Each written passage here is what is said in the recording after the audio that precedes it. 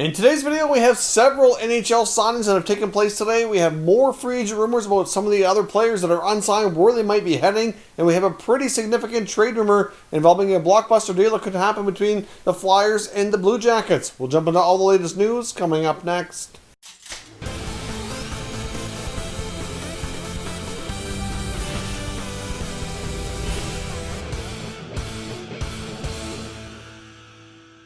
So welcome back to another video here at Top Shelf Hockey. Now we have a lot to cover today. There was a lot of, somewhat smaller moves, but we actually had a flurry of signings announced today, many of which were RFAs, a few UFAs, a retirement, a rule change. There's a lot to get into, so let's just jump right in and get started. Now, first up, Vegas Golden Knights defenseman Derik Engelland has announced his retirement from professional hockey. Not a huge surprise, but he suspected he would likely do that. Of course, Engelland had a pretty solid career after really taking a long time to make the NHL.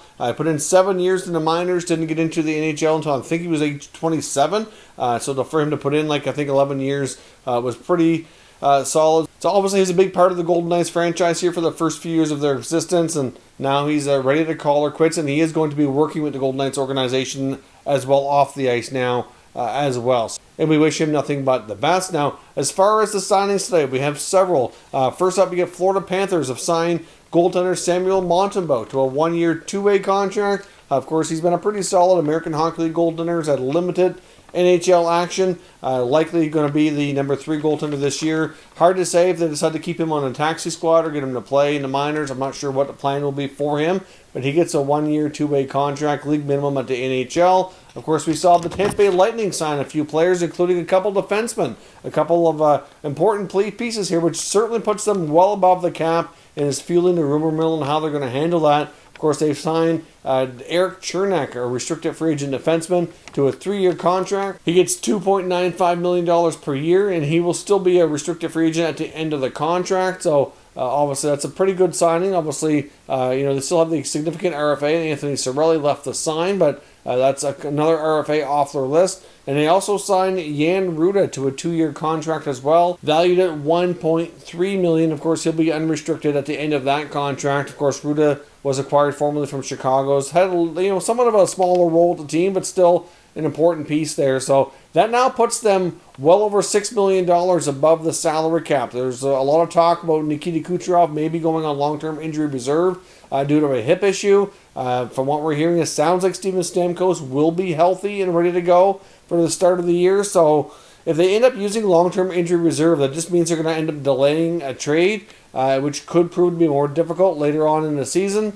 I don't know. It seems risky to me. I'm not sure how long Kucherov's going to be out. They're still exploring his scenario with his hip and trying to determine what the best case is for him to be treated or if he needs surgery or not. If he needs a surgery, hip surgery is likely going to be a significant recovery time. So it's just really difficult to say. I mean, unless Kucherov is going to be out all year, then it is risky. I still think they need to make a trade, but we will see. There's a couple signings there. Now they're well above the cap, and they're closing in on the cap ceiling that you can go above the cap during the offseason as well. So I'm not sure if we'll get a corresponding move here before Cirelli gets signed or not. I mean, I'm not sure exactly what Cirelli's contract will work out to be, but I would imagine he'll get probably a short 2 to 3 year bridge deal for a decent amount. They always seem to get that done for their key young players. So Tampa's certainly going to be a very interesting team to watch here in the next few days in the weeks leading into the new NHL season.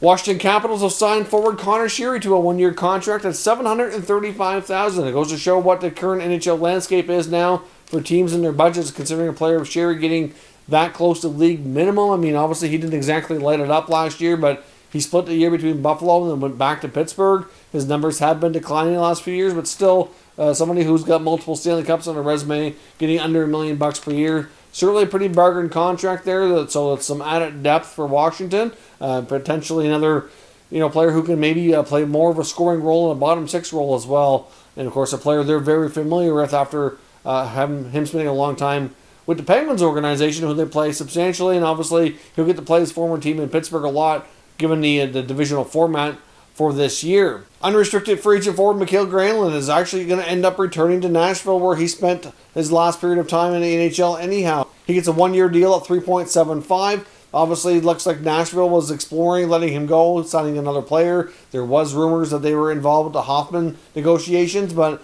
clearly they felt this was a better value for what they could handle. Given what he signed as well, I certainly wonder what Hoffman will end up getting. There were two of the bigger names remaining out there on the market. For the Granlund, I mean, clearly it didn't really work the best after he was acquired into Nashville. But I guess they're going to give him another shot here. I mean, obviously they gave up Kevin Fiala to bring him in, so Fiala's thriving right now with Minnesota, or had been at least last year, so we'll see if he can get things back on track. Nashville certainly needed another winger. I was somewhat leaning towards the fact that they'd likely sign somebody else, given the fact that they've had, obviously a player like Granlund on the UFA market that they were very familiar with and hadn't signed him yet. But obviously they come to terms, and he'll give this another year to see if they can get things going here. As far as some other players out there that remain unsigned, there is a lot of people that suspect that Ryan Miller will return to the Ducks on a one-year contract to be the backup goalie to John Gibson once again. Of course, that is not official, but I've seen multiple sources citing that is what they expect to happen. It's also rumored that Freddie Gauthier, former Maple Leaf center, could end up in Arizona, but maybe only on a professional tryout. The Arizona Coyotes look like they want to add some more depth at the center position. Obviously, that's what he plays, but they may not want to sign him just yet. They may want to give him a PTO, and apparently he's mulling that over. Probably seeing if there's any other options to get a guaranteed contract instead of having to go on a tryout, but we'll see where things go with that. But Gauthier could end up possibly in Arizona.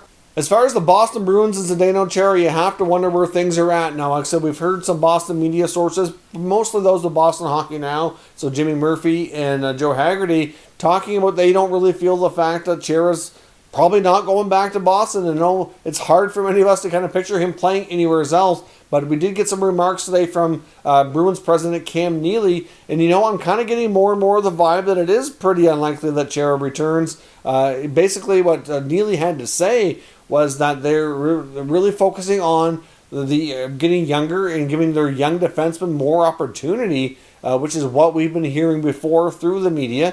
They also had to say that basically Neely also said if Chara wants to return, that they'll have to evaluate and see if there's still a fit.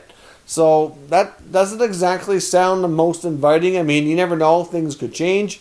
I know I've heard speculation, and it makes sense that the Bruins might want to add another kind of defenseman to their lineup, because obviously losing Krug, if they don't have Chara back there, they do have some young prospect D that they could give more of an opportunity to.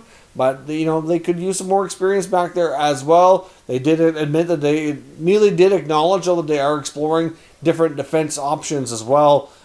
So I'm not really sure that Chara has indicated to the Bruins yet that he definitely wants to come back and play with them. So I wonder if maybe we will see him go somewhere else. We had comments yesterday, which I talked about in the video, indicating that Chara's agent has had talks with as many as about 20 different teams. Now, it doesn't mean they're all real serious with signing them, but it means that there's lots of interest, and teams are at least considering it, kicking tires, thinking about weighing out their options here. So we will see.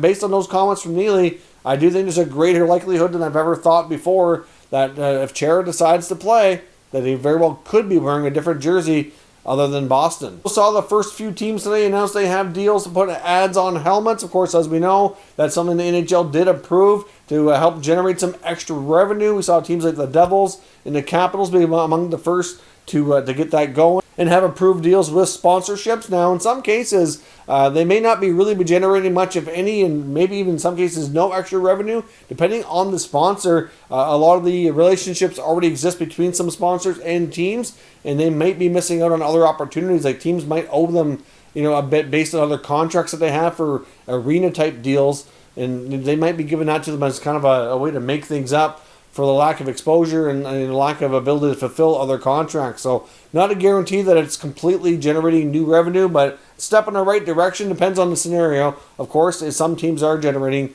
completely new deals there, but at least we'll see the beginning of that. The ads, to me, so far, they look like they're going to be fairly small. Some stickers on helmets, really not a big deal if they can make some money on it. To me, I personally don't see an issue with it. The NHL also announced today that the offside rule is being updated as well. The player's skate no longer will have to be on the ice. We saw multiple scenarios last year where the player had his skate in the air and it wasn't on the ice, but it was clearly within what you'd call the plane, that it looked like it should have been onside, but it was called offside. They've updated the language around that rule, and the NHL did put out a video giving some prime examples of that from last year, explaining exactly how it's going to work. So if the player has his foot in the air, but it's clear that it's on the line or on the other side of the line, then it will be deemed an onside play. They're going to kind of be using that invisible plane there, which to me makes a lot of sense. It was frustrating last year seeing goals be overturned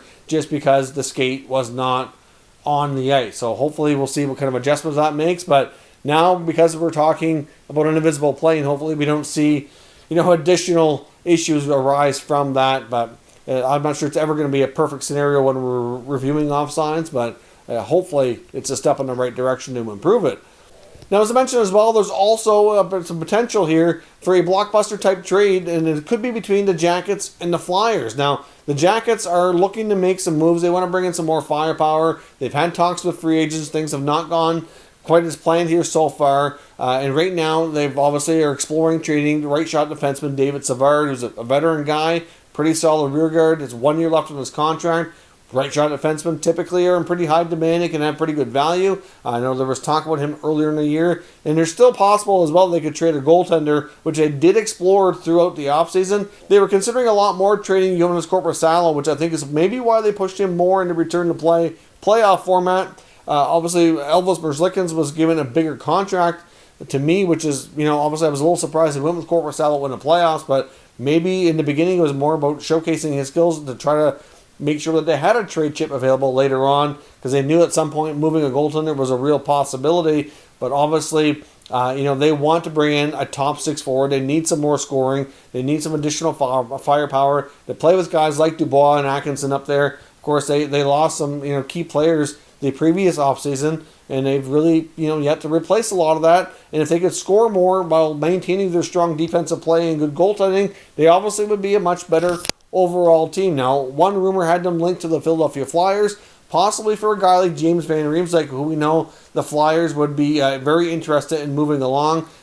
He could be that that strong net front presence that the Jackets might be looking for here. He could still be a good goal scorer. They might not be real crazy with his contract, though. That could be problematic, so they could go other directions. But that was the main player being linked here in the latest rumor mill on these two teams of maybe having some trade talks. Now, there are other teams, though, apparently in the mix when it comes to David Savard, and we're looking at teams like the Jets and the Flames specifically. Both could certainly use right shot defensemen. Makes sense that they'd be interested, and they both have some interesting forwards here as well. So it's not a guy like JVR. They could be looking to other teams. Now, of course, we know when it comes to Winnipeg that, of course, a forward that's been in the rumor mill a lot with Patrick Laine. I mean, we're not going to see a Savard for Laine deal by any means, but it'd have to be a much bigger package on both sides, and I'm not really sure we're going to see something like that, but I know, obviously, Jarmo Kekalainen, I believe, would be one of the top GMs to have a lot of interest in his fellow Finn in Laine to bring him in to be that top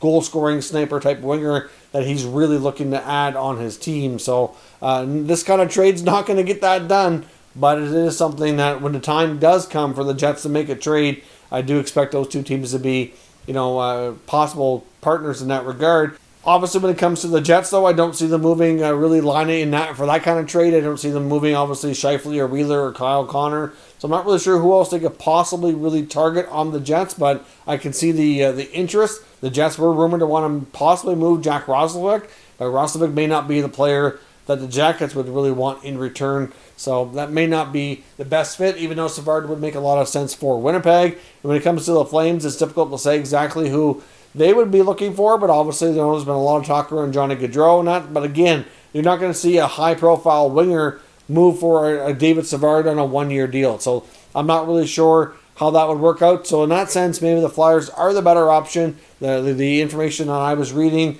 indicated that was the main team that they were linked to on a David Savard trade. But if you look at the Flyers defense core, I can see maybe adding a veteran right shot guy back there, but they certainly have a decent amount of defensemen as well. They don't really need to move for a guy like Savard, but I know that if they will probably be willing to do that if it gets rid of a guy like James Van Riemsdyk, because that is a contract they want to move. It would save them some cap, and unless they had to retain a little bit. Difficult to say, but I'm not sure this is exactly the perfect trade scenario, and I'm not sure that this is going to be a deal that goes down exactly the way it's being described so far. It's in the early stages, but Savard and Korpisalo are both players that the Jackets have been actively shopping throughout the entire offseason, and where they really want to add some firepower. Would not be shocking to find some type of trade before the regular season gets underway. So whether or not this Flyers rumor or something completely different, stay tuned. The Jackets are looking to add some scoring in their top six. Let me know your thoughts on everything discussed here today, and we'll discuss further down in the comments. If you're new to the channel, consider subscribing and turning on your notifications so you don't miss any future content. And give this video a thumbs up if you enjoyed it. I'd appreciate it if you did. As always, thank you for watching, and I'll catch you next time.